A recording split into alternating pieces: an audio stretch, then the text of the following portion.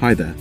In this tutorial, we'll be looking at how to use clusters with Shogun markerless to improve the accuracy and fidelity of motion captured data for the head, hands, and feet of your performers, or any combination of these.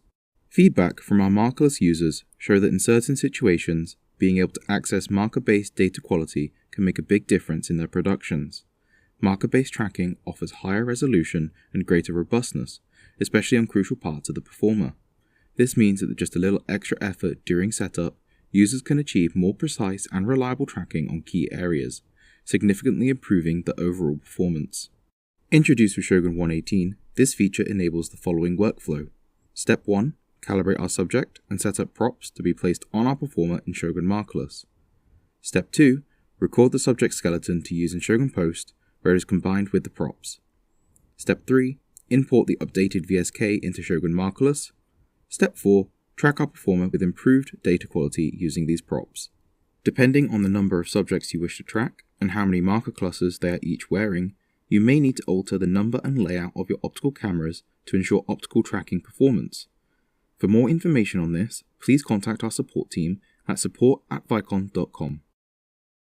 First things first, there are a few setup considerations you'll need to keep in mind before we begin. When tracking performers wearing marker clusters, any combination of head, hands, and/or feet can be used. These don't need to be in pairs for the hands or feet either. Place one on the right hand and one on the left foot if you need it. As for where to place these clusters, look at the following. Placement on the head should be relatively central on top. Placement on the hands should be on the back, ideally moved away from the wrist so movements do not affect the placement of the cluster. And finally, for the feet, place them on top of the foot, just before the bend where the toe starts, as shown. Feel free to attach these in whatever way works best in your setup. For this, we've used some straps attached to labeling clusters. Please note that movement of the clusters after this process will affect the final solve. It's important these are securely attached to the performer. After attaching clusters, asking your performer to move around a little to ensure cluster movement is minimal may be helpful. Now on to the tutorial. There are some slightly different steps involved if you are working on your own or with the performer. If you're on your own, start by putting marker clusters in the volume and making props out of them. To do this, select all the markers for a cluster, and from the tracking panel, go to the object dropdown and type a name into the prop input box. It's best practice to give the prop a name that relates to the part of the body you are tracking, such as left hand or head. Click Create once you are happy with the name you have entered, and then repeat this process for as many clusters as you wish to use on the performer, up to 5 total. If you're working with a performer, you can attach the clusters directly to them before they enter the volume and create the props while they're attached to the performer in the volume. A small tip, you can drag select the entire area of the clusters, including the performer's markers, and only the cluster markers will be used for the object creation, ignoring any performer markers. With the clusters ready to go, being tracked as props, we can now create a new subject for our markerless performer by entering a name in the subject menu in the tracking panel, ensuring the Shogun markerless template is selected and clicking Create. In the next step, we will record some data of the performer, or if working alone, some data of yourself that we will use in Shōgun Post to combine the cluster and markerless data. To start, if using a performer, right-click the new subject and select Calibrate while they're in the volume. Start a capture with an appropriate name and have the performer hold a T-pose. A T-pose is both arms straight out to the side with an upright posture, creating the letter T with your body. If you are working alone, instead start recording a capture and place your subject into Reboot mode via the right-click menu before you enter the volume. Enter the volume, attach your clusters, and hold a T-pose to begin tracking and to be used in the capture. Again, some movements of the limbs with clusters attached can be helpful to check the results in Shōgun Post later. This short capture will be used in Shōgun Post to create constraints for the subject.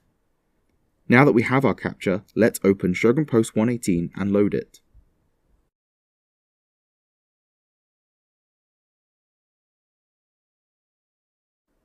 Once loaded, scrub through the take to a frame with a good T-pose, straight arms out and an upright posture.